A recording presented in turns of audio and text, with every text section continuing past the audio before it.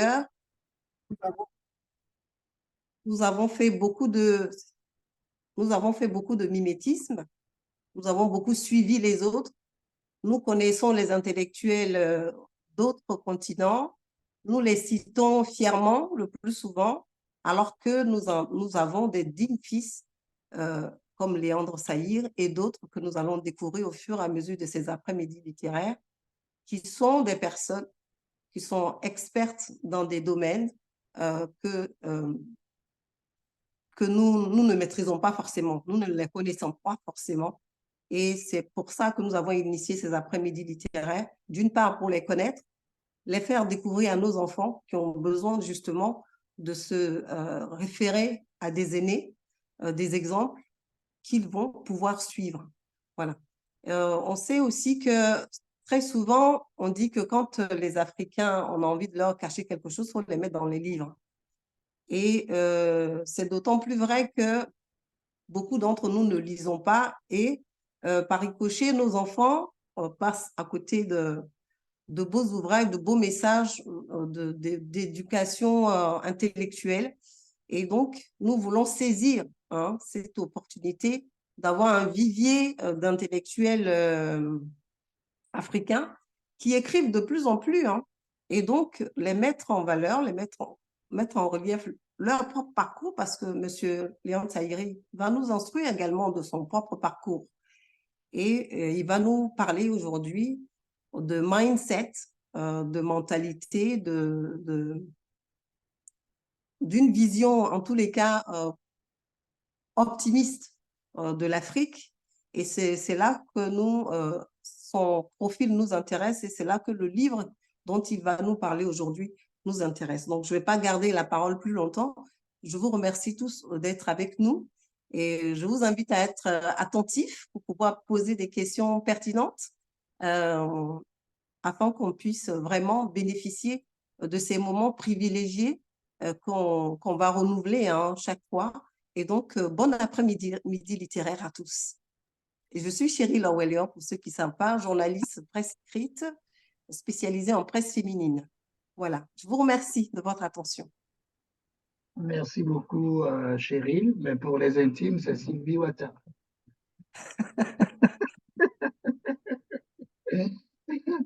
Alors, je voulais, avant de passer la parole à notre invité, saluer assez respectueusement nos aînés qui sont là, qui nous font le plaisir de nous accompagner. Je voulais commencer par celui qui est à ma gauche à l'écran. C'est donc M. Benjamin Zawi, qui aussi n'est plus à présenter. Pour ceux qui sont originaires de la Côte d'Ivoire, vous savez ce que ce monsieur a fait pour la presse en général et particulièrement pour la télé ivoirienne. Donc, c'est un monument. Nous sommes en face de aujourd'hui et que nous voulons saluer très respectueusement pour sa présence à cette conférence. Je voulais aussi saluer M. Francis Laloupeau, aussi un autre monument de la presse africaine, originaire du Congo, c'est ça, Chérie? Okay. Non, du Bénin. Du Bénin, pardon. Originaire du Bénin. Et puis, alors, je voudrais aussi saluer Edo Kanda, qui lui, par contre, est du Congo, c'est ça? De Brazzaville. Du Brazzaville, Congo-Brazzaville, un autre monument de la presse africaine. Je vois une autre personne, mais je ne sais pas si Carino peut m'aider pour Serge et Yvonne. Ah non, Yvonne Saïri, c'est plutôt l'épouse de M. Saïri. Okay. Alors, donc, pour le moment, je vois que ces personnes, d'autres se sont connectées avec des appareils, donc il n'y a pas de nom. Donc, Cheryl avec Xiaomi, qui est très africaine d'ailleurs. Oui, ça, c'est mon appareil, Xiaomi. D'accord. Alors, sans plus tarder, alors, juste On Oui, a vas-y. également, juste un instant, parce qu'on a Serge Saïri et Eve Royal Ouattara qui sont également connectés. Nous les saluons. OK. Alors, ok, merci beaucoup. Merci pour ceux qui allument leur caméra. Alors, encore une fois, on voudrait présenter nos félicitations et remercier M. Léon Saïri pour cette opportunité qu'il nous donne de découvrir ce livre, d'apprendre de ce livre, mais aussi d'apprendre de lui. Alors, je sais que quand j'ai annoncé à mes collègues ici au Canada qu'on avait une conférence ce jour, et l'invité était M. Saïri, ils m'ont dit, vous avez de la chance, que nous l'avons eu comme enseignant à l'université. Vous avez Alors, je vous passe la parole, M. Saïri, et on est tout oui. Ok. Merci. Merci. Je voudrais remercier FJA et sa présidente pour l'honneur que vous me faites de m'inviter à cette émission. Un grand honneur puisque je crois que je suis le premier à intervenir dans cette émission. Je ne sais pas si on m'entend hein, ou je dois parler plus fort. D'accord. Et donc, je suis honoré, je suis enchanté.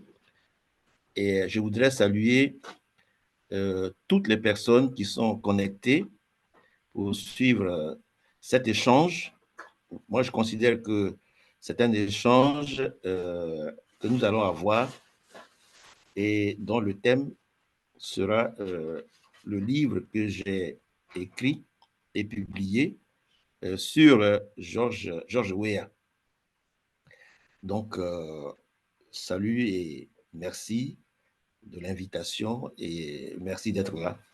Je voudrais également saluer toutes les personnes qui m'ont aidé et qui m'ont accompagné dans la production de ce livre, en particulier ma sœur Marie-Claude Boli, qui est la sœur aînée de Basile Boli. Bon, c'est comme ça qu'on la présente, mais en fait, c'est une grande dame. Et je voudrais également remercier mon épouse qui m'a accompagné dans l'écriture de ce livre et dans la production, parce que c'est elle qui a financé l'édition. Donc, voilà. Et puis, je voudrais aussi remercier toutes les personnes qui ont été impliquées dans la correction et la mise en page de ce livre, notamment la couverture, le designer de la maison d'édition Marie Bro, qui a fait cette belle couverture que je vous présente. Voilà le livre tel qu'il se présente.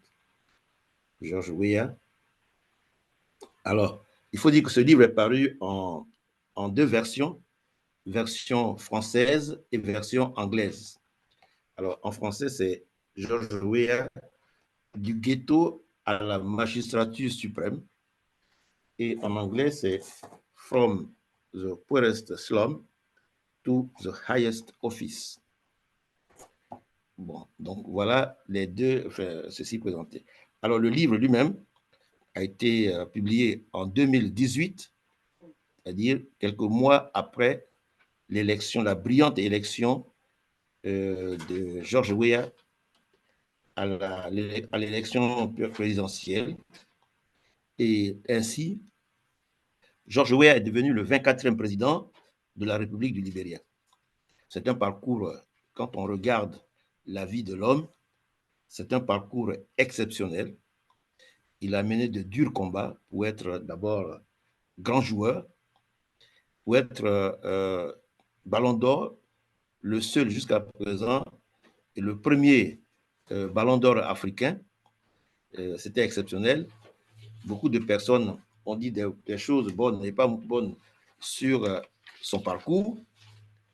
Je suis là par rapport aux enquêtes que j'ai menées sur la vie de l'homme, répondre à certaines questions. Et puis, il faut dire aussi que euh, même sa campagne a été plus ou moins critiquée par certaines personnes. Et malgré tous ces embûches qu'il a connues, puisque c'est à la troisième épreuve qu'il a réussi à gagner les élections présidentielles. La première fois, on lui a reproché de ne pas être instruit. George Weah n'a pas mal pris les choses. Il est allé à l'école et il est revenu donc instruit. On lui a dit non, ce n'est pas suffisant, il faut que tu aies une expérience politique. Alors George Weah s'est présenté comme sénateur ou les députés de sa région. Il a été donc député, sénateur, et donc les gens qui l'accusaient de ne pas avoir ceci ou cela n'avaient plus d'arguments. Et donc à la troisième épreuve, il était donc lettré ou intellectuel. Il avait une expérience politique, et donc c'est sur le terrain que ça s'est joué, et il a gagné cette élection par la voie des urnes. Je précise que par la voie des urnes, parce que nous savons tous que dans certains pays, soit on fait un coup d'État militaire, soit on fait un coup d'État constitutionnel en violant la Constitution, ça veut dire, soit on prend carrément les armes comme les rebelles en Côte d'Ivoire et dans d'autres pays. George Weah a gagné les élections présidentielles de son pays par la voie des urnes. C'est à saluer et c'est à encourager. Il faut dire aussi que George Weah a mené de durs combats pour s'imposer d'abord en tant que noir, jouant dans le football, dans les championnats européens. Et ensuite, il est le premier président autochtone au Libéria à avoir été élu, puisque le Libéria, vous savez, est un pays qui a été créé de toutes pièces. On a pris un lopin de terre au bord de la Méditerranée, on a arraché des terres à des autochtones crous et on a installé un pays où on a déversé ce qu'on appelle les affranchis ou les freemen, c'est-à-dire les anciens esclaves noirs qui ont eu leur droit d'exister, entre guillemets, et on a créé le Libéria.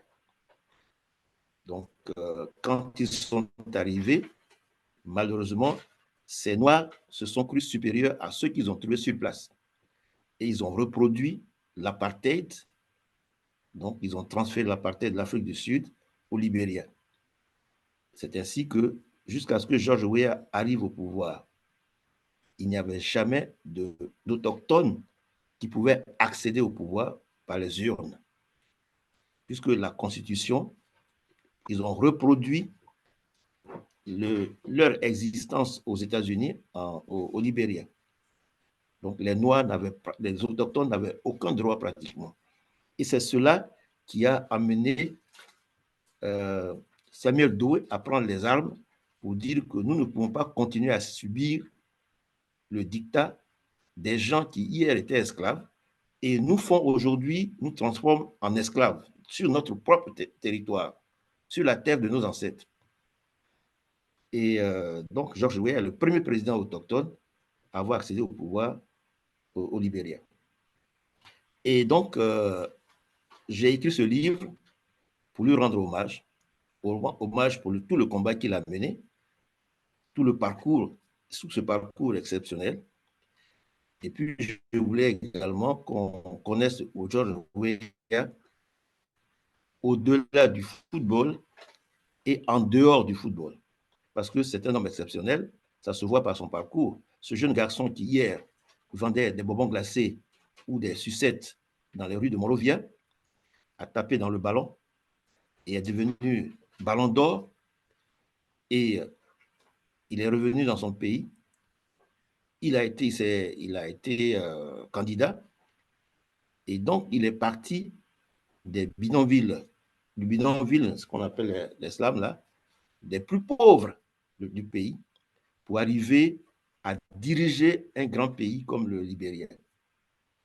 Donc, j'ai voulu qu'on analyse un peu, qu'on le connaisse, qu'on connaisse ce parcours, mais surtout qu'on tire les leçons de ce parcours-là, de sa vie. En fait, nous en parlerons, j'en parlerai peut-être un peu plus tard, c'est voilà quelqu'un qui a cru en lui, qui a fait tous les efforts qu'il faut et qui nous instruit que ce qui paye dans la vie, c'est l'effort personnel. Et Georges Weah nous apprend aussi qu'il n'y a pas un livre écrit quelque part, un livre où il est écrit quelque part que notre destin est déjà tracé, déterminé. Et que si, par exemple, chez les journalistes aujourd'hui, c'est qu'il était écrit là-haut, qu'elle soit journaliste. Dans ces conditions, nous devenons des pions que Dieu ou l'être suprême pousse. Georges Weah a dit non, nous sommes des êtres humains, nous venons au monde et chacun de nous doit créer son destin, doit créer sa vie, doit chercher à améliorer chaque jour en innovant, en prenant des engagements, en allant au-delà de ce que les autres pensent. C'est comme ça qu'on construit sa vie. Et tous ceux qui croient qu'ils sont nés pour être à la traîne des autres, pour être des porte-cannes, des porte, je ne sais pas quoi, des porte-voix, ceux-là, c'est qu'il leur manque l'effort individuel que chacun de nous doit faire pour se hisser à un haut niveau ou bien pour avoir sa place au soleil. Et donc, voilà un des aspects qui m'ont amené à écrire ce livre. Ce livre comprend à peu près 168 pages et comporte d'abord un avant-propos dans lequel je définis les raisons qui m'ont amené à écrire ce livre et aussi à souhaiter que ce livre soit connu, soit lu, soit connu et même recommandé parce qu'il y a des leçons et beaucoup de leçons à tirer. C'est pourquoi, une fois de plus, je voudrais remercier les organisateurs de cette rencontre parce ils répondent à mon intention et au souhait que j'avais émis que ce livre soit connu, ce livre soit lu et recommandé. Donc, merci encore à vous. Et alors, en dehors de l'avant-propos, en plus de l'avant-propos, il y a 13 chapitres dans lesquels je parle du début de la naissance de Georges Weah jusqu'à son arrivée au pouvoir. Et puis, j'ai ajouté un poème que m'a transmis un de mes, je ne dirais pas protégés, mais un ami qui est devenu pratiquement un ami, mais qui fut mon élève quand j'étais encore enseignant en Côte d'Ivoire et qui est maintenant proviseur. Il a écrit un très beau poème qui s'appelle Vent d'espoir. Vent d'espoir. Il décrit à l'élection de Georges Weah, il a présenté dans ce poème, si vous voulez, je peux le lire tout à l'heure, mais ça s'appelle Vent d'espoir pour dire que Georges Weah représentait le vent d'espoir dans ce pays où les Noirs vivaient l'esclavage sur la terre de leurs ancêtres, dans ce pays où tout est barricadé, où les autochtones n'avaient aucun droit, et même quand un libérin devrait sortir de son pays, il devrait avoir un laissez-passer. Voilà, bon, je ne sais pas, des détails sur la loi qui était mise en avant et qui amenait les autochtones à vivre pratiquement dans un pays prison à ciel ouvert. Et c'est pourquoi Georges Weah représente le vent d'espoir qui allait permettre de sortir de cette prison à ciel ouvert. J'aime bien les jeux de mots et ça m'avait amené à créer un mot que j'appelais priso. Ils étaient dans une sorte de priso, c'est-à-dire une prison qui est en même temps un zoo parce qu'on leur demandait de faire n'importe quoi.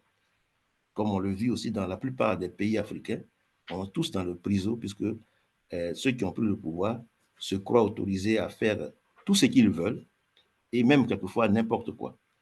D'ailleurs, je suis en train d'écrire un livre sur les droits de l'homme parce que j'ai l'impression que même nos dirigeants ne savent pas ce qu'on appelle les droits de l'homme. Ok, d'accord. Ceci dit, dans ce livre, j'ai aussi ramassé un certain nombre de messages qui ont été envoyés à Georges Weah quand il a été élu. Et puis, une partie, ça a été les paroles et les pensées de Georges Weah, puisqu'il a accordé beaucoup d'interviews. J'ai essayé de rassembler quelques-unes de ses pensées. Et puis, il y a aussi la postface. La dernière partie du livre, c'est la postface écrite par Marie-Claude Boly. Une très belle, un très beau texte que j'aime beaucoup parce qu'elle s'adressait directement à George Weah pour dire « Tu es l'espoir, ne trahis pas l'espoir de tant de gens, de millions de gens qui comptent sur toi. » Je n'ai pas hésité à publier ce texte, à ajouter ce texte à mon livre. Et voilà le contenu, pratiquement le contenu de ce livre. Bon, bien sûr, il y a la bibliographie, mais ce n'est pas ça qui est le plus important. Alors, ceci dit, je ne vais pas être plus long parce que je ne veux pas lire le livre à la place de à votre place. Et comme je l'ai dit, le livre est disponible, mais il est aussi sur Amazon. Vous pouvez avoir la version électronique ou bien vous pouvez avoir la version papier. Il ne coûte pas cher. Je crois qu'à moins de 10 €, on peut l'avoir sans publicité aucune. Alors, ce livre-là, qu'est-ce qu'on peut tirer de ce livre? Bon, la première leçon, c'est, je peux lire très rapidement la note de l'éditeur de ce livre qui dit que un adage bien connu dit « Tout est prédestiné et presque rien ne se fait d'après la volonté de l'homme. » Eh bien non. La victoire de George Weah à l'élection présidentielle au Libéria nous instruit que notre destin n'est pas tout tracé dès notre premier jour sur la terre. C'est à nous de le tracer, de le forger, de le construire à chaque instant de notre vie. C'est à nous de faire en sorte que par nos choix, par nos efforts, notre vie soit une suite de moments précieux et agréables. C'est à nous de faire par nos victoires et nos gloires briller de mille éclats notre vie et notre patrimoine. La vie de George Weah, né dans un bidonville de Monrovia et devenu président de la République du Libéria, est pleine de leçons de vie et inspire. C'est tout l'intérêt de lire ce livre et de le recommander. Ça, c'est la note de l'éditeur que vous trouvez à la 4e couverture du livre. Alors, pleine de vie, évidemment, à part le fait que on peut être... alors, je l'ai déjà dit, hein, qu'on peut s'instruire à tout âge, première leçon. George Weah l'a fait. On dit, tu ne connais pas papier. Pour certains, en Afrique, ce genre de choses s'appelle injure ou insulte. Ouais. Moi, je ne suis pas grand. Il y a des gens qui ont mis en prison et je ne peux pas dire que je suis grand si je ne le suis pas.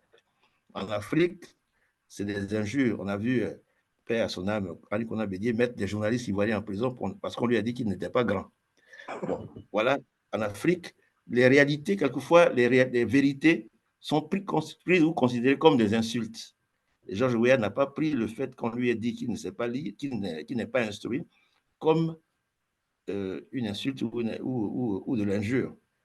Ça, c'est la première leçon qu'on peut. Donc, on peut apprendre à tout âge. Et je voudrais saluer Ben Zawi qui est là, qui vient de terminer son doctorat à l'âge qu'il a aujourd'hui. Voyez-vous. Donc, voilà, je crois que ça a pris. Et puis, il y a aussi le partage. On connaît George Weah, qui a même pris à bout de bras l'équipe du Libéria. Il payait les maillots, les voyages et tout ça.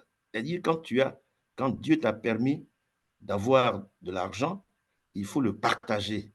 Il faut faire des choses grandioses. Il faut ne pas mettre en avant sa personne. Même si la charité commence par soi-même, il faut aider les autres, il faut aller vers les autres, il faut partager. Et ça me permet de faire une petite parenthèse, de dire que j'ai rencontré à Paris un Malien qui ne sait pas lire et écrire, qui a créé une école dans son village. Quand mon épouse et moi nous l'avons rencontré, il nous a dit, moi je ne sais pas lire et écrire, Dieu m'a pris, m'a amené à Paris. Je suis éboueur, c'est-à-dire que je ramasse les saletés des Blancs, j'ai eu de l'argent. Je ne veux pas le manger seul. Donc, j'ai construit une école. C'est la plus belle école de la région de Caille. Et dans cette école, il a dit aussi, quand tu marches et que tu cognes un caillou, il faut le déplacer, contrairement à ceux qui arrangent le caillou pour que d'autres personnes cognent et tombent. Quand il y a un obstacle, il faut l'enlever. Moi, j'arrive à Paris, je ne sais pas lire et écrire, un bus arrive, je ne sais pas où il va. Je me suis dit, il y a des obstacles, il faut que je construise une école dans mon village pour que les enfants qui vont naître après moi ne connaissent pas les mêmes difficultés, les mêmes peines, les mêmes souffrances que j'ai connues en France. Et dans le cadre des activités de notre ONG Maribro Foundation, nous avons aidé cette école-là à avoir une bibliothèque, puisque le directeur de l'école avec qui nous avons parlé nous avait suggéré qu'il manquait une bibliothèque et que les enfants, quand ils n'avaient pas classe ou quand ils n'avaient pas les jours fériés, se promenaient dans la cour. Nous avons aidé à mettre, et je voudrais ici rendre hommage à ce vieux qui nous donne plein de leçons de vie. Et il y a 2 ans, un concours national de lecture a été organisé au Mali. Et c'est une jeune fille de cette école qui a eu le premier prix national de lecture. Voilà ce que Maribro fait aussi. C'est une parenthèse. Et je la referme tout de suite pour revenir à Georges Weah et dire que Georges Weah a toujours porté un grand intérêt à son pays. Et on l'a vu, Arsène Wenger, son entraîneur au PSG, a dit un jour qu'il avait vu Georges Weah pleurer dans les vestiaires et il lui a demandé qu'est-ce qui t'arrive. Il dit j'ai peur, j'ai honte, j'ai mal pour mon pays. En ce moment, il y avait la guerre civile au Libéria. On peut en discuter aussi, la guerre, comment on a transformé les enfants soldats, comment on a transformé les jeunes libériens en enfants soldats pour les détourner de l'éducation et pour en faire, certains sont devenus des chairs à canon, d'autres ont été transformés en objets sexuels et ont été complètement détournés. Et Georges Weah avait mal de tout cela. Et il pleurait. Il a dit, il faut que je sauve mon pays. Et il a fait. Il a fait. Ça aussi, ça fait partie de son histoire. Une autre leçon qu'on peut tirer de Georges Weah, c'est la longue marche. On a connu Mandela, on a connu beaucoup d'autres personnes, on a connu Laurent Gbagbo, qui ont fait de longues marches pour arriver au pouvoir, en passant par la prison, certains, d'autres en subissant beaucoup de choses. Georges Weah n'a pas fait la prison, mais il a eu beaucoup d'obstacles. Et cette longue marche a abouti justement aux résultats que nous connaissons. Et puis, d'autres observations qu'on peut faire. Je ne vais pas tout dire parce que si j'arrive à tout ça, je crois qu'on n'aura plus rien à dire et le débat sera peut-être un peu caduc puisque j'aurais lu le livre à votre place. Donc, je voudrais, pour terminer, vous remercier et puis de votre attention et puis vous dire que j'ai accepté cette émission. C'est parce que d'abord, elle est importante pour que on puisse, comme l'a dit la présidente tout à l'heure, pour que nous puissions parler de nos œuvres. Parce qu'on a l'habitude que dans ces genres de forums-là, bon, maintenant ça commence à changer, mais on prend un livre d'un écrivain occidental et puis on en fait notre chou gras. Je pense qu'il est temps qu'on revienne un peu à la maison, qu'on parle de ce que nous avons fait. Et moi, en tant qu'éditeur, je suis prêt à recevoir tous ceux qui écrivent, qui ont des manuscrits. Nous produisons à moindre coût et puis nous faisons de très beaux livres parce que ce n'est pas parce qu'on est noir qu'on ne peut pas faire des œuvres de qualité. Donc, je me tiens à votre disposition et je vous remercie une fois de plus de l'attention que vous m'avez accordée. Merci. Merci beaucoup. Merci beaucoup à M. Léane Saïri. Ça n'a pas été long. Ça nous a permis de parcourir ce livre et d'en avoir vraiment l'eau à la bouche. Parce que là, ça me donne vraiment envie de lire là maintenant ce livre et puis de l'acheter peut-être juste après la conférence, surtout la version électronique. On va aller très vite et je pense que peut-être que pendant ce week-end, je vais pouvoir le parcourir les 160 livres.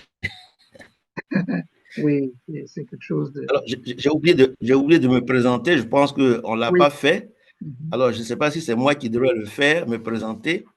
Ben, Et, bon. moi, de ce que Cheryl m'a dit, euh, lorsque vous prendriez la Mhm. parole, vous aurez une partie pour vous présenter et puis une autre partie pour parler du livre. Alors là, vous avez parlé Alors, du livre. Je pense que maintenant, vous pouvez peut-être vous présenter. d'accord. Bon, je vais être très court parce que j'ai ma biographie que je voudrais mettre aussi par écrit, qui ferait partie de l'un de mes projets. Donc, je vais dire simplement que mon parcours est simple. Je suis originaire de Côte d'Ivoire, d'un village qui s'appelle Gagnois. Je dis le nom parce que on a un projet de construction d'une médiathèque à Gagnois et c'est aujourd'hui notre préoccupation. Et ce projet-là, mon épouse et moi, nous le portons à bout de bras. Des personnes comme Cheryl aussi sont très impliquées dans ce projet, puisque ce que nous voulons faire à Gagnois, c'est de montrer que, premièrement, un défi de solidarité, que les Africains ne sont pas toujours obligés de compter sur l'extérieur pour faire quelque chose. On peut se mettre ensemble et construire une œuvre commune. Deuxième défi, la confiance. Nous avons appartenu à beaucoup d'associations où les gens ont détourné l'argent, où le projet n'a jamais vu le jour. Nous voulons montrer qu'il est possible que des gens gèrent l'argent public ou l'argent d'un groupe et que le projet puisse aller jusqu'au bout. Et l'autre défi à relever, c'est ce que nous vivons dans les pays occidentaux, ce n'est pas interdit chez nous. C'est pourquoi, d'ailleurs, il y a la médiathèque. L'objectif, c'est d'emmener au moins 1 million de livres à Gagnois et en faire une capitale culturelle. 1 million de livres, des ordinateurs. Ensuite, nous avons, dans nos démarches, eu 4 hectares sur lesquels nous allons aussi construire un musée pour que les gens voient. Parce que Gagnois est une région exceptionnelle de grandes personnalités, enfin des personnalités, de hautes personnalités, des stars, des légendes, des icônes sont originaires de Gagnois. Et pour nous, cette ville-là ne mérite pas d'être dans l'état où il est. Nous allons en faire une grande capitale par ce projet en relevant le défi de la solidarité, le défi de la confiance. Et puis, c'est pourquoi je précise que je suis originaire de Gagnois. Et donc, j'ai été enseignant, professeur certifié en Côte d'Ivoire d'abord. Et puis, j'ai été responsable syndical, donc quand j'enseignais en Côte d'Ivoire, et j'ai eu des activités politiques qui m'ont contraint à l'exil en 1988 et je suis venu en France. Et arrivé en France, j'ai repris mes études et j'ai repris l'enseignement. J'ai soutenu ma thèse en 1994 à la Sorbonne avec, soi-disant modestie, mention très honorable, c'est-à-dire la plus haute mention qu'on peut avoir. Ensuite, j'ai fait un petit pas. Donc, il me fallait un diplôme français pour enseigner. Et donc, j'ai donc continué mon activité d'enseignant. Entre-temps, je suis allé au Canada, où j'ai été chercheur à l'Université de Montréal. Et puis, je suis allé également en Côte d'Ivoire, où j'ai enseigné au département lettres modernes pendant 2 ans. Et je suis revenu en France. Et revenu en France, j'ai fait un voyage en Angleterre. Ça m'a plu. Et en Angleterre, j'ai enseigné un tout petit peu, pas beaucoup. Et j'ai créé une maison d'édition avec mon épouse, qui est la maison d'édition Maribro Foundation Publishing. Donc voilà un peu mon parcours. J'ai publié une vingtaine de livres et j'ai créé la maison d'édition parce que après avoir publié tant de livres, je ne suis pas riche et je me suis dit, mais il y a quelque chose qui ne va pas dedans. C'est que nous, les Africains, dès l'instant où on nous dit que l'édition est gratuite, nous donnons nos livres et nous ne disons même pas les contrats d'édition. Donc, voilà un peu mon parcours. Je suis écrivain, je suis éditeur, et puis j'ai enseigné pendant longtemps en France. Voilà. Et des gens disaient, j'ai fait un peu comme Senghor, j'ai enseigné le français aux Français. Voilà. Bon, j'ai des enfants, et puis je suis marié. Voilà un peu ma vie. Très bien. En bref. En Ben, bref, hein. bref, c'est un long parcours, enfin, ben, c'est Voilà. de le souligner. C'est vrai que, oui, la vingtaine de livres que vous avez écrits, oui, peut-être que les promotions peut-être ne suivent pas, on ne sait pas beaucoup de ce que vous avez écrit. Ben, je sais que me concernant, j'ai eu vent de cette maison d'édition par le biais d'un autre ami qui est aux États-Unis, le docteur Nyaka Lagoke, avec qui je parle beaucoup, alors donc qui m'en avait parlé. Donc on était allé sur le site internet et puis on a parcouru un peu les quelques livres. Alors ce serait quand même assez bien de les faire connaître, non seulement pour que vous puissiez en vivre, parce que ceux qui écrivent peuvent vivre des livres qu'ils écrivent, et puis ensuite, euh, moi, me concernant ici, ce que nous faisons, c'est de faire en sorte que ces livres-là soient commandés par les bibliothèques ici. Je suis avec un groupe d'amis, c'est un peu notre combat. Parce que souvent, nos frères écrivent et parfois c'est un seul exemplaire dans toute une province. Alors la commande, alors c'est pas normal, alors qu'il y a des budgets énormes pour acheter des livres. Alors nous, on se bat ici pour que ces livres-là, on puisse. Alors ce qu'on fait, c'est qu'on part dans n'importe quelle bibliothèque et on commande les livres. Et quand ils n'ont pas, ben, ils commandent. Ils en commandent. Alors c'est ce qu'on ferait pour le livre que vous avez. Ça, c'est ce que je voulais dire. Et je ferme assez rapidement aussi la parenthèse. Non, Alors, mes oui. livres, on peut les avoir sur mon site personnel, www.saïri.net. www.saïri.net, on peut avoir mes livres. On peut avoir mes livres aussi sur Amazon. Voilà. Donc, je ferme aussi ma parenthèse.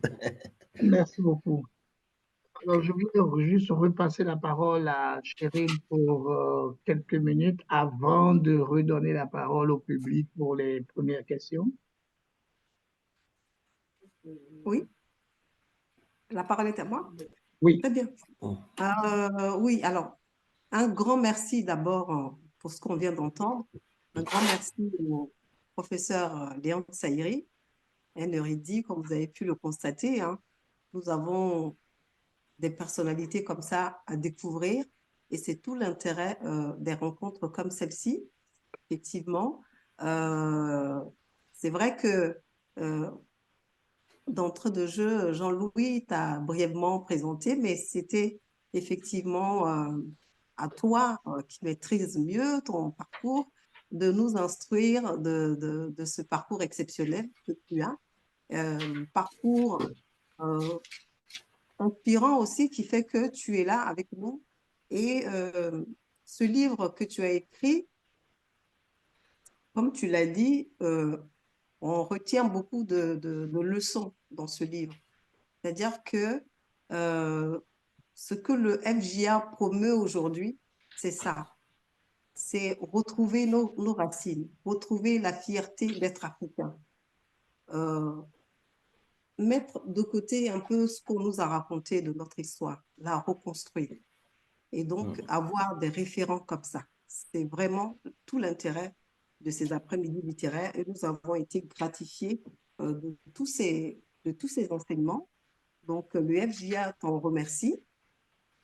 Et ce que je voulais, bon, alors peut-être passer d'abord la parole au public et puis ensuite, j'ai quelques questions pour la suite de la conférence.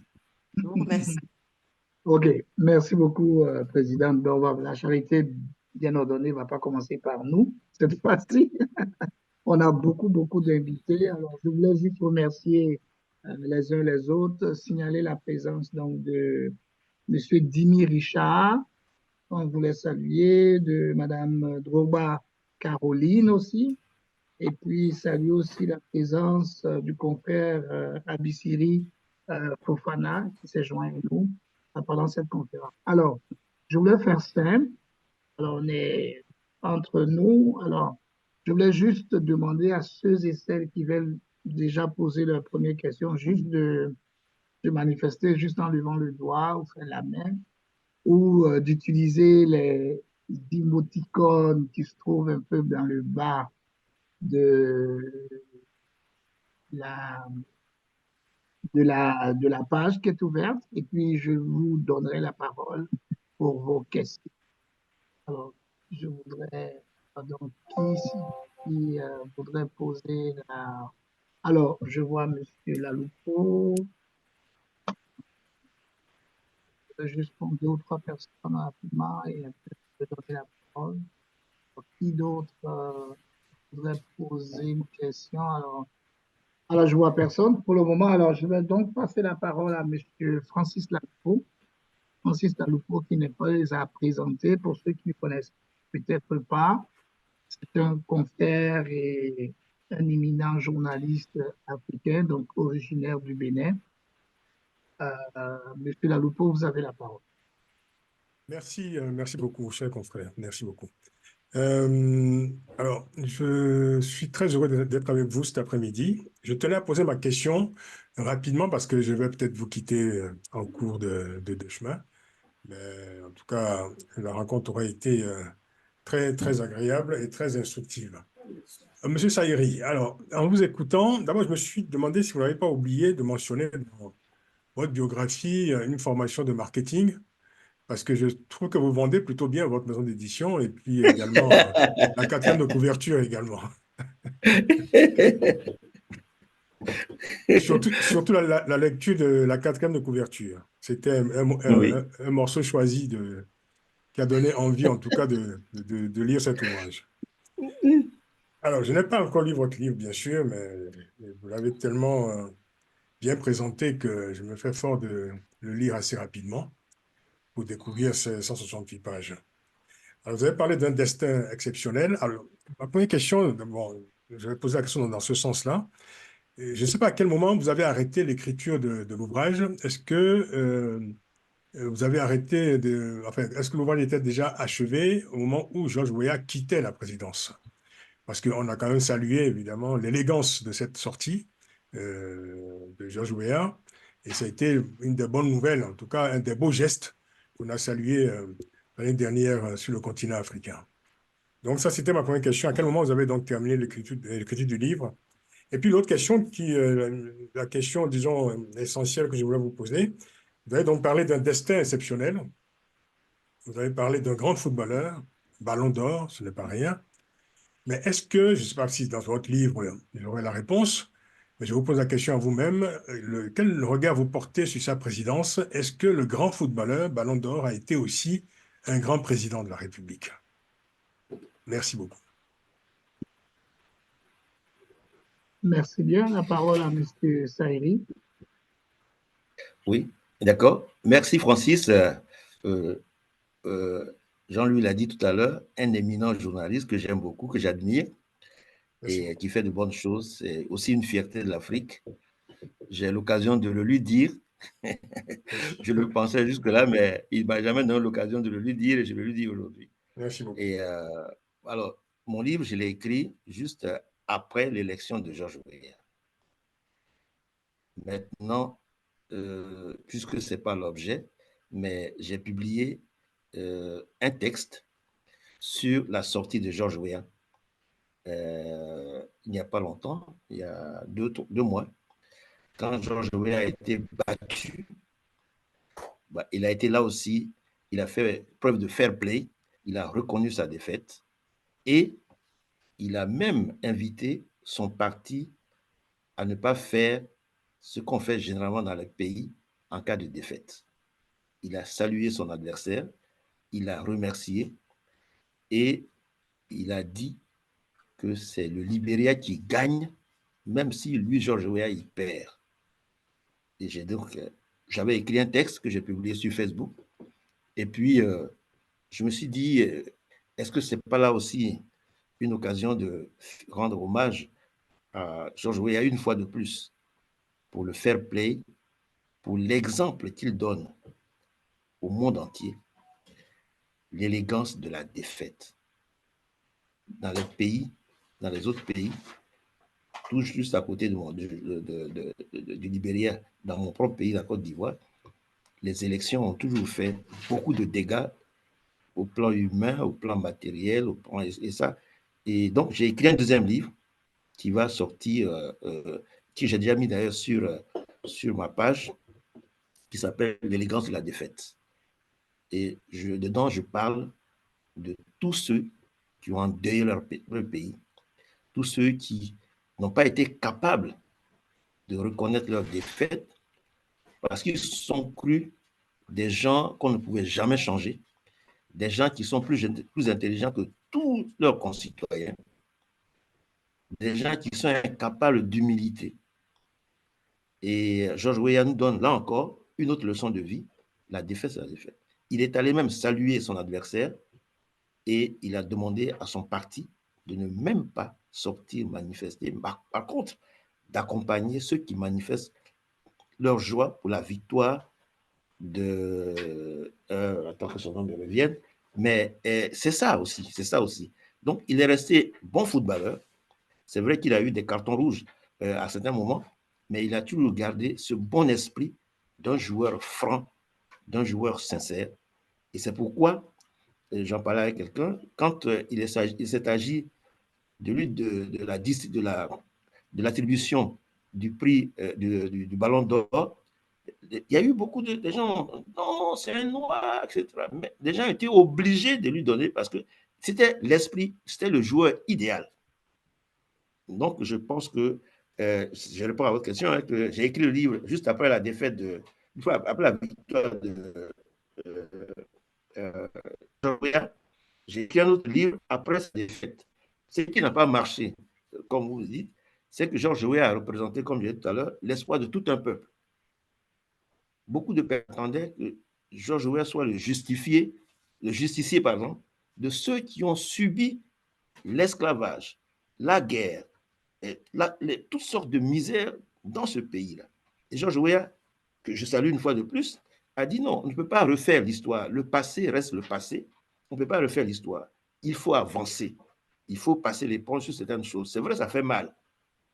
Bon, mais beaucoup de personnes ne lui ont pas pardonné le fait qu'on n'ait pas puni des gens qui sont connus. Comme en Côte d'Ivoire, on sait les gens qui ont commis les crimes et qui se promènent, qui sont gradés, qui sont promus à des postes. Et George Weah n'a pas rendu la justice que certains attendaient. Deuxième chose, il a été handicapé par le fait que quand il est arrivé au pouvoir, les freemen, comme ils s'appellent, les gens qui sont venus des États-Unis, comme les Taylor, autres, qui se sont succédés au pouvoir pendant des années et des années, et ont trouvé qu'il fallait que ce noir-là échoue pour que le monde entier sache que les autochtones sont incapables de gérer un pays. Autre chose, c'est que beaucoup de sociétés, dès l'instant où George Weah est arrivé au pouvoir, ont déménagé du Libéria. Aujourd'hui, je ne suis pas allé, mais j'ai des connexions qui me disent que même l'aéroport de Monrovia, c'est presque une poubelle. Il n'a pas eu les moyens. Je pense qu'à un moment donné, on l'a vu venir en Côte d'Ivoire, aller en France, il cherchait les moyens. Il ne les a pas eus. Donc, je ne dis pas que c'est un ange, mais il y a un certain nombre de facteurs qui ont amené à la défaite. Et lui-même, il sait que ce qu'on attendait de lui, il n'a pas pu le faire. Donc, il est parti tranquillement, comme on dirait en Côte d'Ivoire, tranquille. Et puis, voilà. Donc, j'ai écrit un deuxième livre. Et je voudrais préciser que je n'ai jamais rencontré George Weah. La première fois que le livre est fini, bon, je me suis fait gruger ou, c'est pas, par quelqu'un qui me dit, il faut me donner quelques livres, je les amène. J'avais pris mon visa avec mon épouse, on a pris notre visa. Et puis, à la dernière minute, on n'a pas pu avoir le retour des démarches qu'on a faites. Donc, je ne l'ai jamais rencontré. Mais j'avoue qu'il a fait des choses dans sa vie et ça mérite d'être vu comme des leçons de vie. Voilà ce que je peux répondre à votre question, Francis. Merci. Okay. Merci beaucoup. Merci beaucoup. Est-ce que quelqu'un d'autre voudrait poser une question? Je salue la présence au passage de M. Coco Calambé. Ben, s'il n'y a pas de... Oui. Pardon. Je salue Coco Calambé. Oui. Nous avons eu le privilège de publier son livre dans notre maison d'édition. Il a écrit une belle histoire de la musique congolaise. Et donc là, la version française est sortie. Nous sommes en train de faire sortir la version anglaise. Je le salue, c'est une personnalité, mathématicien, mais qui est imprégné de musique, qui fait beaucoup de choses, mathématiques, physique, et c'est aussi une fierté de l'Afrique que nous avons eu l'honneur de publier dans notre maison d'édition. Merci beaucoup. Alors, je sens que Chérie s'impatiente absolument pour une question. Alors, vas-y, Chérie. Absolument pas, je suis patiente, il n'y a pas de problème. C'est vrai que ma question avait un petit peu un lien avec ce qui vient d'être dit, à savoir l'élégance de la sortie de George Weah. Et j'avais même fait un lien avec Hélène Johnson Sirleaf, parce que quand elle partait aussi, elle a eu la même attitude vis-à-vis de son challenger. Et donc, je pense que c'est peut-être aussi qu'il faut que les Africains pensent plus souvent à confier des responsabilités étatiques aux femmes, peut-être qu'elles sont des exemples qui pourraient inspirer un petit peu. Elles ont cette fibre maternelle, peut-être, en plus de l'intelligence, comment dire, du leadership. Elles ont peut-être un peu ce petit plus qui manque souvent à nos hommes qui vont au contact très directement, qui vont au combat. Et je pense que l'exemple de Sirleaf n'est pas pour rien dans la démarche qui a été celle du président d'après, c'est-à-dire George Weah. Cela dit, j'avais aussi une autre question. Ben, on peut revenir à Chérie si tu... Oui, on peut y Oui. revenir. OK. Alors, moi, je voulais, Oui.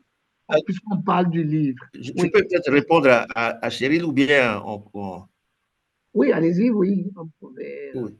Non, non, il y a effectivement, Sirleaf, elle est partie Ah oui, pardon, sans...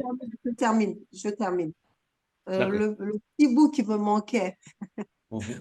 faut toujours plaider pour les femmes parce que j'ai vraiment envie que, même au niveau mondial, que les électeurs que nous sommes ayons, peut-être changeons un peu nos réflexes pour donner plus de chance aux femmes. Donc, l'exemple suivant que je voulais ajouter, c'est celui d'Angela Merkel aussi, qui vient de partir de façon très élégante, je trouve, après cette longue gouvernance. Donc voilà, c'était juste pour faire ce petit lien pour dire que les femmes, j'ai l'impression qu'elles sont à même de traverser même des crises, des difficultés avec beaucoup plus de calme et de passer la main tranquillement. Donc voilà, c'est une petite doléance vis-à-vis D'accord. travers Oui, ça. oui, d'accord. Bon, il faut dire que pour Johnson Sirleaf, c'est un peu différent de ce que George Weah a fait, puisque Sirleaf avait préparé Joseph Boakai et que elle, Sirleaf, ne pouvait plus se présenter aux élections. Elle avait fini son mandat et donc elle ne pouvait plus se représenter. Donc c'est un peu différent du cas de George Weah qui n'a pas préparé quelqu'un, qui n'a pas mis quelqu'un, qui n'avait pas de candidat.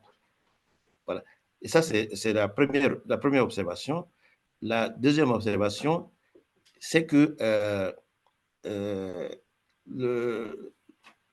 le cas, peut-être à saluer, effectivement, c'est Angela Merkel. Effectivement, elle mérite, comme George Weah, l'élégance dans la défaite. Elle est partie Et je profite, enfin, euh,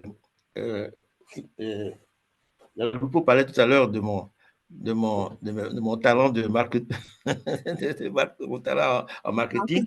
J'en profite pour dire que, effectivement, pour rendre hommage aussi à Angela Merkel, j'ai écrit un livre qui s'appelle Les Adieux de Angela Merkel, que je veux publier cette fois-ci en 3 versions, version française, anglaise et allemande, pour montrer que il y a dans ce départ de Angela Merkel des leçons de vie.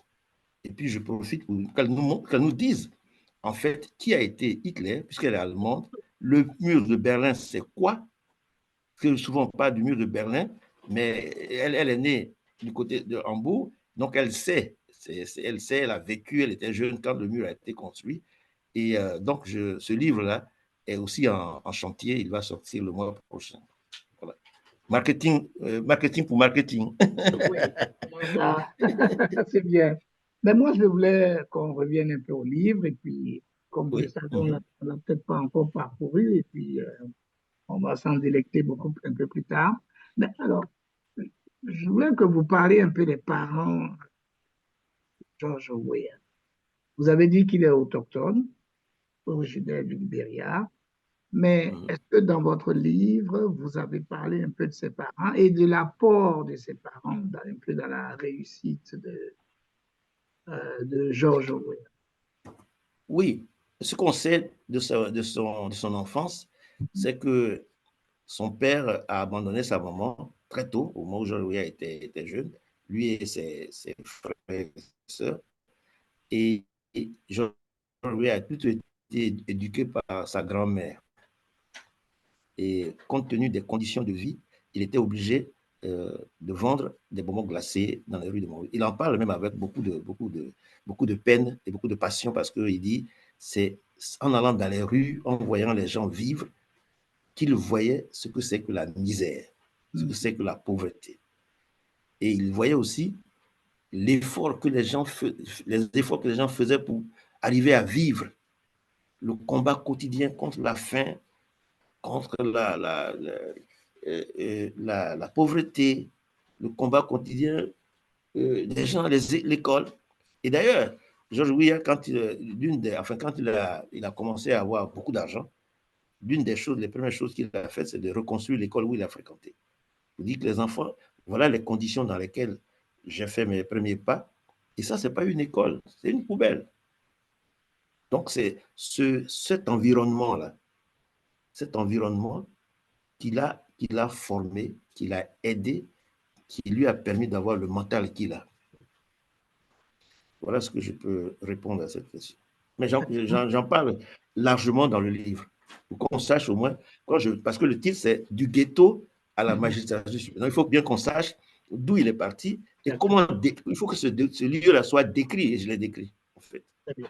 Encore une fois, c'est un avant-goût, juste de l'eau à la bouche pour aller acheter les livres. Et puis, je n'irai pas plus loin parce que je ne veux pas lire, à votre place, Jean-Louis. Absolument, absolument. Alors, Okay. je voulais repasser la parole au public. Est-ce qu'il y a... Ben, je sens que les gens sont un peu plus calmes, là. Qu'est-ce qui se passe? Est-ce que je dois faire comme en classe, là, comme à l'école? Est-ce que je dois interroger, interpeller, interpeller les gens pour des questions? Monsieur l'aîné Zawi a peut-être quelque chose, pas forcément une question, mais peut-être un additif ou un commentaire. On voulait quand même profiter de votre présence. On ne peut pas vous avoir et vous laisser partir comme cela.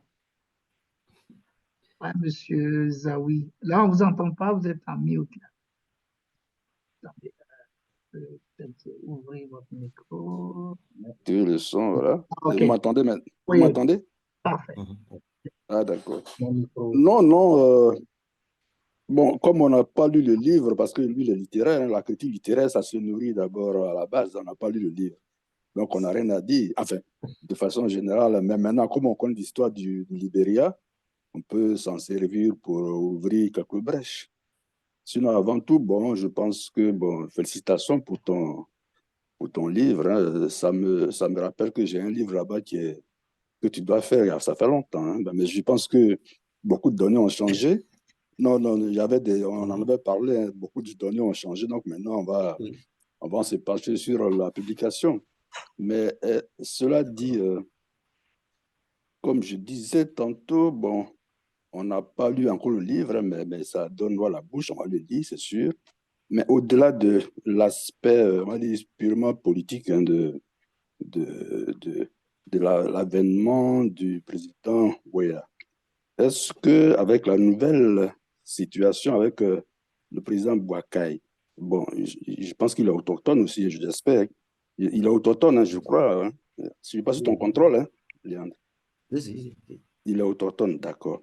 Est-ce que tu ne penses pas que les mêmes raisons on va dire, qui étaient à la base de l'échec de Hoya ne vont pas encore précipiter ce pays dans la guerre civile? Bon, on ne saurait préjuger de quoi que ce soit. Je pense qu'il faudrait aussi attendre, comme on l'a fait pour George Weah, attendre qu'il soit au pied du mur pour le juger. Pour l'instant, il vient de prendre le pouvoir et le fait d'être autochtone ou pas ne permet pas forcément d'avoir une bonne gouvernance. Donc, je pense que je n'ai pas lu, proprement parlé, le programme de Joseph Boakai, mais je crois que si les Libériens l'ont élu, et c'est ce que George Weah a dit, si vous l'avez mis ou si vous l'avez élu comme président, c'est parce qu'il vous a convaincu par le fait que vous soyez déçu de moi ne peut pas être un critère pour mettre Joseph Boakai à la présidence. Donc, je pense qu'il a des arguments. Je pense qu'il a aussi la détermination parce qu'à cet âge-là, s'il entend, à plus de 70 ans, s'il a pris le pouvoir, c'est qu'il pense, il pense pouvoir faire ce que George Weah n'a pas pu faire. Donc, attendons de voir. Les Anglais disent wait and see. Donc, on va wait et puis on va voir. Voilà ce que je peux dire, Merci. Ben. Merci D'accord, beaucoup. merci. Merci beaucoup, M. Zawi.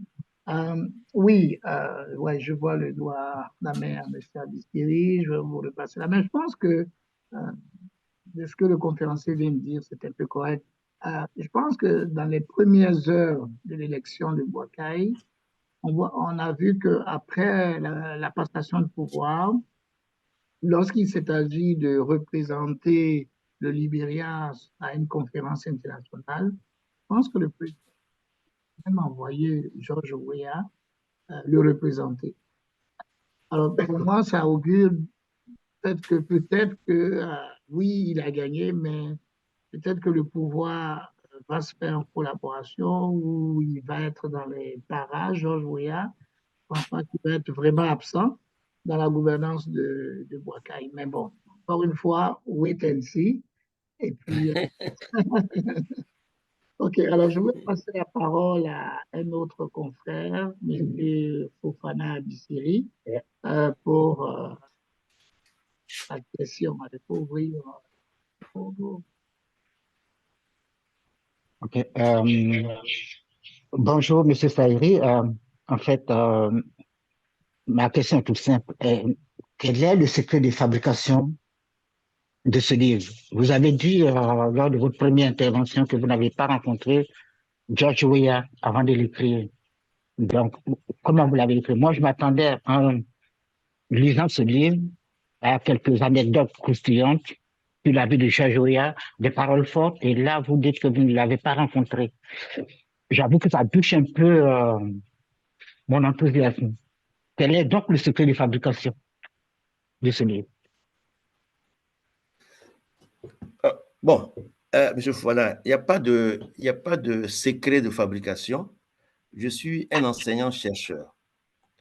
Et je pense que ce qu'on écrit, ça ne doit pas être forcément le fait qu'on ait rencontré quelqu'un. Pour moi, ce n'est pas un critère. Le critère, c'est avoir des informations, pouvoir scientifiquement ou analytiquement les croiser et voir où est la vérité Parce que quand vous rencontrez quelqu'un, ben, il veut présenter, la personne peut pouvoir présenter une bonne image d'elle-même. Donc, c'est pas, pour moi, la rencontre n'est pas un critère. Je vais écrire quelque chose, je l'écris en fonction des informations que j'ai, que je peux peut-être vérifier auprès de la personne. Mais en tant que chercheur, ce n'est pas une obligation de rencontrer la personne sur laquelle on écrit un livre. Si moi je veux écrire au-dessus de la vie de Macron, je ne suis pas obligé de le rencontrer. Puisque Macron parle, nous parlons des gens comme Macron, des gens qui sont des personnalités publiques, accordent toujours des interviews. Ces personnes parlent d'elles-mêmes, publient des articles, ont des parents ou des personnes qui les ont rencontrés. Donc, ce n'est pas du tout à mon avis, hein, une obligation de rencontrer une personne avant de pouvoir écrire sur la personne. Donc, ce n'est pas que j'ai fabriqué, ce n'est pas non plus de la fiction, puisque tout ce que j'ai dit est daté et il y a des preuves de cela. Même quand je parle de l'école où George Weah a fréquenté, j'ai mis la photo de l'école. J'ai mis la photo où Sir Leaf est venu féliciter George Weah. Je n'ai pas besoin d'aller interviewer, mais quand vous avez été élu, M. George Weah, est-ce que vous avez rencontré Sir Leaf? Est-ce que Boakai, comment il a sa défaite? Boakai a accordé des interviews dans les journaux. Donc, je crois que c'est là aussi qui manque un peu en Afrique. La plupart des journalistes, et vous êtes journaliste, je crois, il faut de l'investigation. Parce que souvent, ce que nos journalistes écrivent, c'est ce que les hommes au pouvoir racontent, disent.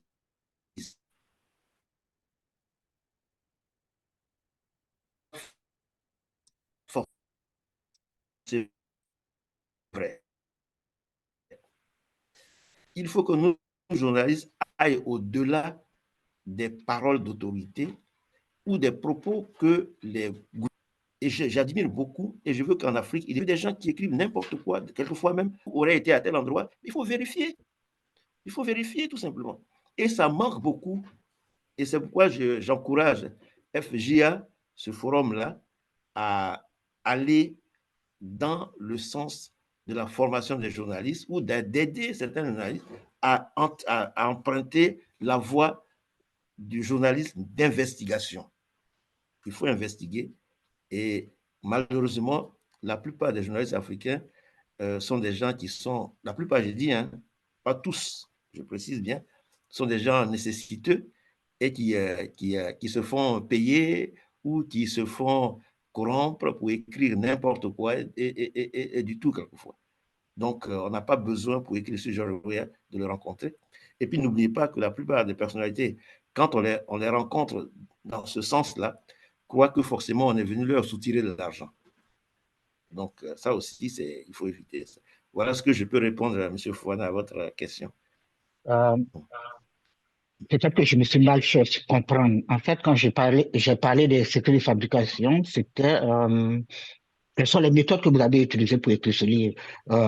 C'était pas parce que vous avez dit que vous ne l'avez pas rencontré. Donc, quels sont les outils, quels sont les documents que vous avez eus en votre possession pour pouvoir écrire ce livre? C'était ça, l'expression. C'est pas. D'accord. C'est ce que j'entendais par secret de fabrication. C'était pas. Je ne dis pas que vous avez bidonné, je sais que vous êtes enseignant-chercheur, donc vous avez des méthodes d'investigation. Parce que, bon, par réflexe, ou du moins par déformation professionnelle, je me dis que si je dois écrire une biographie d'une personnalité de premier plan comme George Weah, il serait très intéressant de l'avoir, d'avoir ses propres, comment dire, de l'entendre lui-même dire, raconter sa propre histoire. Et bon, voilà. Cela dit, je ne sais pas si c'est une biographie autorisée ou non autorisée que vous avez écrite. Je ne sais même pas si votre livre est une biographie. Donc bon, voilà. C'est pour cela que j'ai parlé de secret de fabrication. Oui, mais mon livre est une biographie de George Weah. Vous savez, en matière de biographie, ça aussi, on parlait de méthode.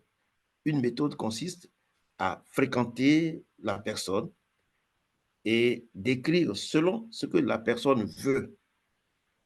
Vous devez, voilà. Ça, c'est une méthode. Une autre méthode est de dire, est-ce que j'ai vraiment besoin de rencontrer la personne pour écrire sur elle? Je pense que il est plus objectif, à mon avis, de ne pas se contenter de ce que la personne dit. Et si la personne a déjà beaucoup de personnes qui ont parlé d'elle, vous avez des éléments. Quitte à vous maintenant d'aller vérifier. Mais ce Georges Weah dit que vous êtes, bon, vos parents ont divorcé quand vous étiez jeune. Est-ce que c'est vrai? Là, ça s'appelle la vérification des faits. Il y a la collecte, dans la recherche, il y a la collecte des informations, la vérification des faits et puis la rédaction des faits. Donc, vous pouvez vérifier, mais s'il n'y a pas besoin d'aller vérifier, on passe cette étape. C'est ça la recherche. La recherche, elle consiste à aller chercher, à aller collecter des informations, à donc faire un lot, et puis de ce lot-là, on fait maintenant un tri. Est-ce que je dois dire ceci? Est-ce que je ne dois pas dire ceci? Qu'est-ce qui est vrai? Qu'est-ce qui n'est pas vrai? Et on passe à la rédaction du livre et on passe aussi à l'édition. Donc ce n'est pas une obligation, surtout que si vous voulez, je prends un cas aujourd'hui, si vous voulez écrire selon ce que la personne dit, aujourd'hui, la plupart des chefs d'État africains ont des problèmes. Si vous voulez écrire sur un chef d'État africain, si vous voulez rencontrer la personne, soit vous laissez dire des choses qui ne sont pas vraies, et puis n'oubliez pas que beaucoup de chefs d'État africains ont été fabriqués dans le moule de l'Occident. Certains même ont eu une biographie qui est une histoire fabriquée. Ils sont nés là où ils ne sont pas nés. Il y en a même qu'on en poule qu'on présente comme des super intellectuels qui n'en sont pas. Des gens qui ont les titres de généraux et qu'on a promus. Donc, c'est aussi un danger dans l'investigation de faire attention aux personnes qu'on rencontre. Donc, voilà ce que je peux dire. Je n'ai Merci pas trouvé beaucoup. utile d'aller rencontrer Georges Weah. Oui, mais ça, c'est un choix. Alors, on respecte vraiment ce choix. Pas de problème. Alors, je voulais repasser passer la parole à M. Lalopou. Oui. Je voulais juste, vous m'entendez? Oui. Oui, je voulais juste appuyer et renforcer ce que vient de dire Léandre. D'abord, le remercier pour cet exposé très pertinent sur la méthode de la recherche et de l'investigation et confirmer à M. Abissiri Fofana qu'effectivement, je veux dire, ce sont les bases même, je dirais, de la construction d'un récit, la fabrication d'un récit, et que le biographe peut faire son travail, il peut s'engager dans la fabrication d'un récit en toute indépendance, à condition bien sûr qu'il s'appuie sur des éléments qui sont avérés, qui sont vérifiés, qui sont croisés, comme il a dit. Et je voulais juste compléter ce qu'a dit Léandre Saïri par le fait qu'il y a beaucoup de biographies qui sont publiées sur des personnes qui ne sont même plus de ce monde. Donc, on n'a pas besoin de rencontrer forcément quelqu'un avant de faire une biographie. Effectivement, le fait même de rencontrer une personne peut biaiser même le regard, peut biaiser le récit, parce que justement, la distance nécessaire à celui qui fabrique le récit, celui qui en est l'auteur en tout cas, n'est pas forcément garantie quand on rencontre une personne. Et vous êtes journaliste, vous savez que même quand nous rencontrons des personnalités dans notre métier, pour les interviewer, voilà, il faut nous prémunir, je veux dire, il faut prendre un certain nombre de précautions justement pour garder absolument une distance critique permanente vis-à-vis des personnes que nous rencontrons, parce qu'on sait très bien que le tyran le plus dangereux peut devenir très séduisant dans le privé quand on le rencontre, hein, vous savez très bien. Voilà. Donc, je pense que je voulais juste compléter ce qu'a dit Léon Saïri pour voilà, renforcer et me porter solidaire de tout ce qu'il a dit. Et je suis très heureux qu'il y ait cet exposé lumineux parce qu'on voit bien chez Léon d'ailleurs des qualités de formateur que je salue fortement, étant moi-même formateur et enseignant. Donc, je suis très sensible à votre intervention. Merci beaucoup. Merci bien, M. Lalopou. Merci, Quelqu'un Moses. d'autre aurait une question encore? Je ne vois pas moins d'interpeller M. Coco. Est-ce que M. Popo a... Le micro est fermé.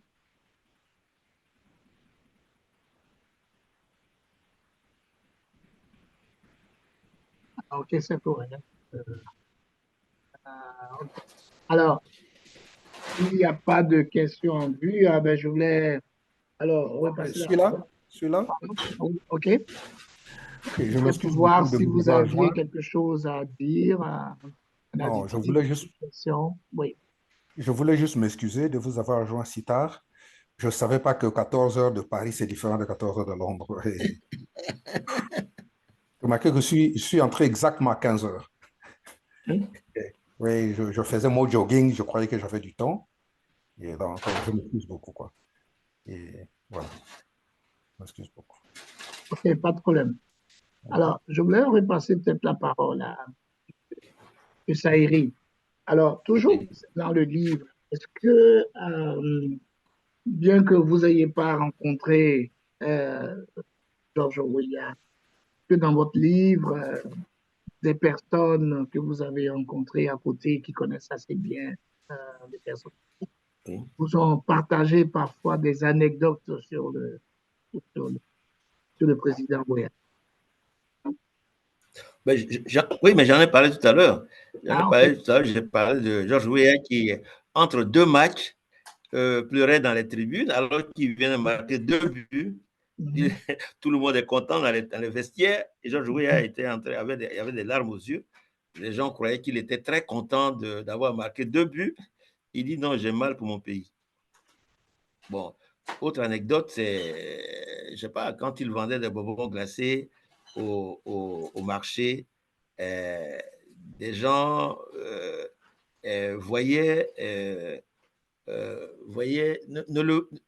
les gens sont surpris aujourd'hui de dire, est-ce que le petit qui vendait le bonbon glacé, là, c'est lui? Vous voyez, quand il est devenu président de la République, des gens sont venus témoigner, pleurer même devant lui pour dire, hé, petit, vraiment, on est très content. Et puis, une autre anecdote, c'est que George Weah avant d'aller en France, est allé jouer, est allé en Côte d'Ivoire et il devait jouer à l'Africa Sport. Et bon, comme il ne savait pas, il n'avait jamais vu beaucoup d'argent, et quand il est arrivé à l'Africa, le président de l'Africa, je crois que ça devait être Simplice Zinsou, Simplice Zinsou a eu une offre du canon de Yaoundé, je crois. Et Georges Weah, bon, on lui a proposé tant d'argent et il a dit, bon, il était sur le point de jouer à l'Africa. Et puis, il a vu qu'il allait gagner beaucoup d'argent au Cameroun. Et quand il est arrivé au Cameroun, il a vu qu'il allait gagner beaucoup d'argent en France. Et donc, il a dit, mais et à un moment donné, un de ses parents que je connais m'a dit que quand on lui parlait d'argent, c'était en même temps quelque chose qu'il ne s'imaginait même pas. Le montant, il dit, mais est-ce que c'est vrai que moi, je vais gagner tant d'argent? Et quelquefois, où il riait, où il pleurait, en fait. Bon, donc voilà quelques anecdotes que j'ai pu voir. Je dois dire qu'il est aussi l'un des rares présidents de la République, comme Gary Rawlings, qui peut aujourd'hui se promener dans les rues de Monrovia, comme dans les rues de Paris, n'importe où, sans garde-corps, puisque c'est vraiment aussi un fait en Afrique que quelqu'un gère beaucoup d'argent et ne favorise pas ses propres parents ou ses enfants. Aussi, on a vu un de ses fils qui joue au football, qui a choisi de jouer pour les États-Unis. Il a dit, c'est ton choix. Donc, voilà des choses, des petites anecdotes qu'on peut raconter sur l'homme, qui est un homme libre, qui est un homme de talent, qui fait des choses sans toutefois oublier que c'est un être humain comme vous, comme moi, comme tout le monde. Voilà. Ce n'est pas un ange, c'est un être humain. Voilà. Très bien. Voilà ce que je peux Alors, dire. merci beaucoup. Alors, petit à petit, on s'approche vers la fin de la conférence. Et puis, je crois qu'on avait prévu 2 heures, entre 14 heures et 16 heures, c'est ça? 16 heures ou 17 heures, chérie? Je Non, pense. c'est ça. 16 heures, OK. Donc, il nous reste à peu près un quart d'heure. Alors, je voulais encore quand même demander s'il y a encore des questions ou des choses à demander à M. Saïri. Carino lève la main Non? depuis tout à l'heure. Ah, je ne vois pas. OK. Ben, c'est M. Lébé Caroline. Allez-y, monsieur. Je m'excuse. Merci. Bon, je me suis connecté sur le compte de quelqu'un d'autre, donc c'est pour ça que... Karine. Voilà, en fait, merci, M. Léon Saïri, pour votre brillante intervention. Et ça nous a un peu édifié un peu sur l'homme public, le footballeur Georges Weah que nous avons connu. Mais je voudrais savoir, c'est vrai qu'on n'a pas... Maintenant, on va s'intéresser au livre, on va chercher à se l'approprier. Mais juste savoir si, dans le livre, lorsqu'il était président du Libéria, quels a été les rapports qu'il a eu avec la Côte d'Ivoire, le pays voisin? Parce que on sait que pendant la guerre au Libéria, la base, par exemple, sur le plan sportif de Georges Weah, quand il était capitaine et en même temps président de la fédération et en même temps gestionnaire de l'équipe de football du Libéria qui était à sa charge à 100%, résidait carrément à Abidjan. Tous les entraînements, c'était à Abidjan.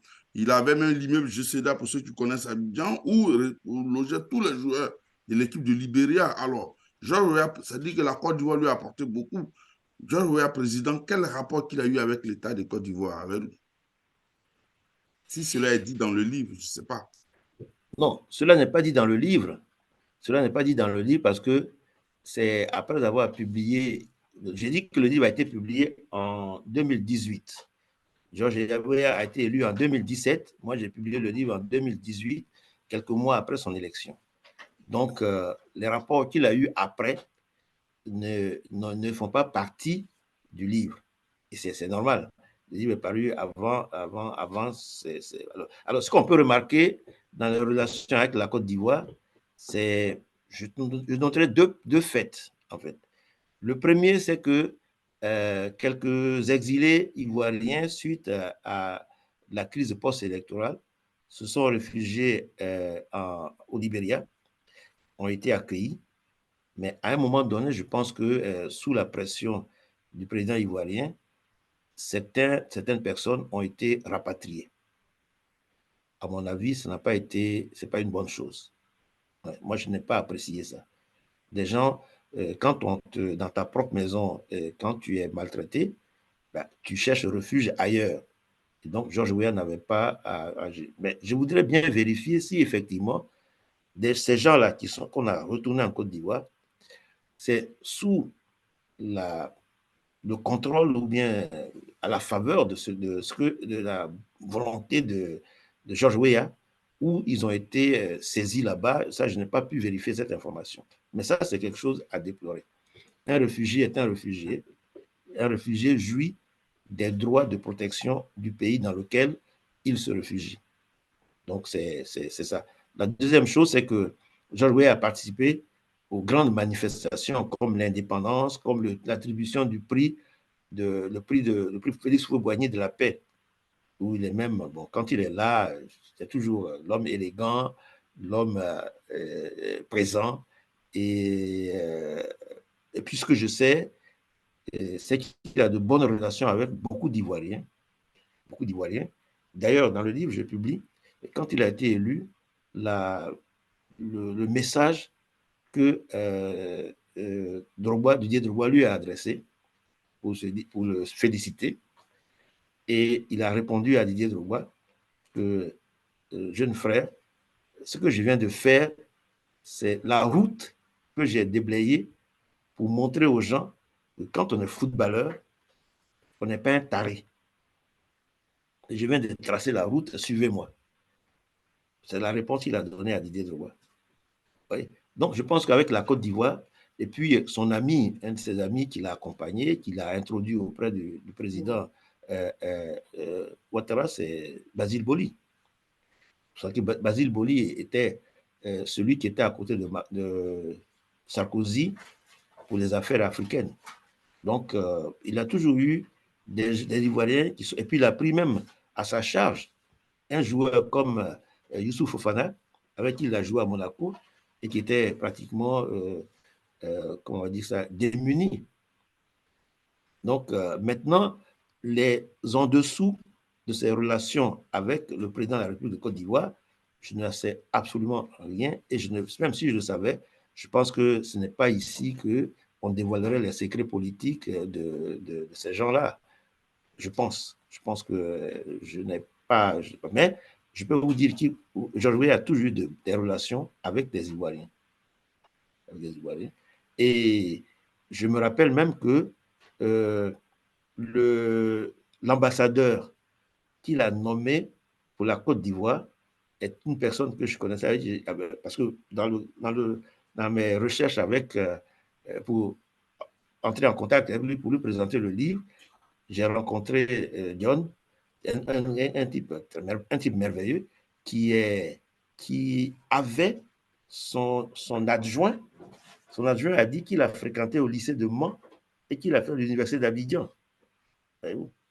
Mais lui m'a dit qu'il avait toujours aimé la Côte d'Ivoire et qu'il allait même plusieurs fois en Côte d'Ivoire. Donc, il n'a pas nommé n'importe qui, il a nommé quelqu'un qui connaît notre pays. Voilà ce que je peux dire, mais bon. Bon, ensuite, les gens ont dit qu'il était dans des confréries et tout ça. Moi, dans les recherches que j'ai faites, je n'ai pas pu voir les traces de son appartenance à une confrérie quelconque. Les gens disent que tout ce qu'il a fait, il était téléguidé. Bon, je pense que Georges Weah est caractérisé par sa liberté d'opinion, sa liberté d'expression aussi, parce qu'il est... Et puis, aussi, il parle très bien le français. Bon, un français anglais, mais il parle très bien le français. Voilà ce que je peux dire par rapport à la Côte d'Ivoire. Je ne sais pas si j'ai répondu à ta question, Carino. Monsieur Carino acquiesce de la tête, donc je pense que ça a été bien répondu. Alors, il nous reste techniquement 9 minutes avant la fin de la conférence. Alors, je voulais encore une fois renouveler mes remerciements à tous ceux qui ont pris la peine de nous rejoindre cet après-midi à la première édition donc, des après-midi littéraires du FJA. Alors, avant de terminer, je voulais repasser la parole à Madame la Présidente Chérie ou passer la parole à Monsieur Léon pour un dernier mot avant les remerciements de la Présidente. Bon. Donc, j'ai l'honneur de parler avant la Présidente. Exactement. Ce n'est pas rien, en fait. OK. Non. Comment? Est-ce qu'on m'entend? Oui, absolument, on vous entend. D'accord. Donc, je voudrais faire comme... bon, je ne sais pas. À un moment donné, on se tutoie, on se vouvoie, Jean-Louis. Je ne sais pas. Je voudrais dire merci. Non, je m'excuse du vouvoiement ou du tutoiement. Quelquefois, je suis gêné entre le grand frère et... Bon, je suis petit frère, je suis un peu embêté les deux. C'est pas grave, on va se tutoyer. Merci. Je crois que tu as vraiment bien dirigé cette rencontre et je souhaite que les autres rencontres qui vont suivre connaissent la même ambiance, le même état d'esprit et que cette émission qu'on vient d'inaugurer soit une grande émission qui nous permette de connaître, de découvrir, d'apprendre, de comprendre certaines choses. Et merci d'avoir eu l'initiative. Quelqu'un disait une fois que ce qui est important dans la vie, c'est les idées. Et effectivement, ce sont les idées qui mènent le monde. Donc, on a partagé. Je suis heureux d'avoir parlé de Georges Weah, mais au-delà de Georges Weah, d'avoir parlé à l'Afrique. Je crois avoir parlé à l'Afrique. Et je vous remercie de m'avoir invité. Je remercie aussi tout le public de m'avoir prêté attention. Et mon dernier mot, ce sera de vous inviter à la soirée de culture et de dons que nous organisons le 6 avril à Paris. Le 6 avril, culture, parce qu'on voulait célébrer la culture dans toutes ses expressions. Le 6 avril, et de 12h, de 12h à 22h. Et je souhaite également, mot de la fin, que vous puissiez vous procurer le livre de Georges Weah, le livre, pour qu'à une autre rencontre, peut-être pas à la prochaine rencontre, une autre rencontre, nous puissions maintenant parler sur des éléments concrets parce que vous aurez lu le livre. Merci à vous et bon week-end à tout le monde. Merci beaucoup. Je pense que l'exercice aujourd'hui, c'était de nous amener à le lire. Et ça a été réussi. Le marketing. C'est vraiment dommage, mais je suis en train de littéralement perdre le fil. Je n'ai plus de batterie, donc ouais. Ça risque de s'éteindre dans quelques instants. Écoutez, je voudrais remercier tout le monde. Ah ben, à peine elle a commencé. Ben écoute, c'est pas bien grave, c'est des choses qui arrivent. Donc on est. Alors, en tout cas, au nom de la présidente qui vient de nous quitter, je voulais remercier encore une fois M. Saïri. Ça a été vraiment très, très instructif. Ça nous a permis de découvrir un livre de plus. On partira de de ce soir un peu moins bête, mais au moins, on a la chance de, pendant les jours qui arrivent, de parcourir ce livre. Et puis, d'ici quelques semaines, vous réinviter peut-être pour aller dans le fond du livre et puis vous dire, vous faire notre rétroaction de ce qu'on aura compris de ce livre. Mais puisque ce n'est pas le seul livre que vous en avez d'autres. Pourquoi ne pas faire Pierre 2 ou 3 livres à la fois? Donc, que nous aurions lu en avance et puis pour lesquels alors, on voudra bien organiser cet après-midi littéraire. Parler de littérature un après-midi de samedi, c'est toujours instructif pour nous-mêmes. Ça, c'est la première chose. La seconde chose pour le FJA, c'est que cette conférence-ci est enregistrée, on avec notre permission. Et puis, le but qu'on vise quand on enregistre ce genre d'émission, c'est de pouvoir la divulguer par la suite.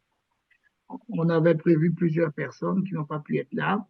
Alors, cette émission va être sur notre plateforme Facebook. Et puis, on voudrait plus tard les mettre aussi sur les clés USB qu'on va partager à certaines écoles en Côte d'Ivoire et ailleurs, parce qu'on veut qu'ils profitent de ces conférences-là. On en a organisé plusieurs.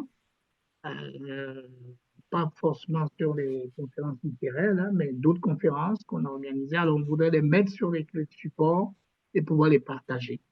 Parce qu'on veut que nos frères, nos jeunes frères, nos enfants, nos petits-enfants s'instruisent, parlent, soient au courant de ce que font leurs aînés, de ce que font leurs parents. Alors, encore une fois, je voulais remercier chacun des aînés, chacun des confrères, chacun de vous présents à cette conférence. Merci beaucoup. En passant, M. Saïri a lancé une invitation pour le 6 avril prochain à Paris. Pour ceux qui y sont, faites l'effort d'y être, d'aller apprendre la culture en général et particulièrement de la culture BT, nous Gagnois, de Gagnois particulièrement. Mon épouse aussi est de Gagnois. Oui, ben, les bonnes choses viennent de Gagnois, donc on ne peut pas. Exactement. Exactement. Exactement. Elle est du canton Si Guia. tu n'es pas bêté, il faut avoir un ami bêté. Au moins, au moins. Moi, j'ai une épouse qui est là-bas. Au moins un ami bêté. Elle est du canton Guia, donc je sais que ses sœurs qui sont à Paris vont être présentes là-bas. En tout cas, merci beaucoup. Merci à chacun. Il nous reste 2 minutes. Merci d'être venu. Vraiment, ça nous a vraiment fait plaisir. Et puis, on vous dit à bientôt. Ouais. À bientôt. À Bye bye. bientôt. Merci. Merci, Jean-Louis. Oui. Merci, Beau. Oui, merci beaucoup. OK. Bon week-end.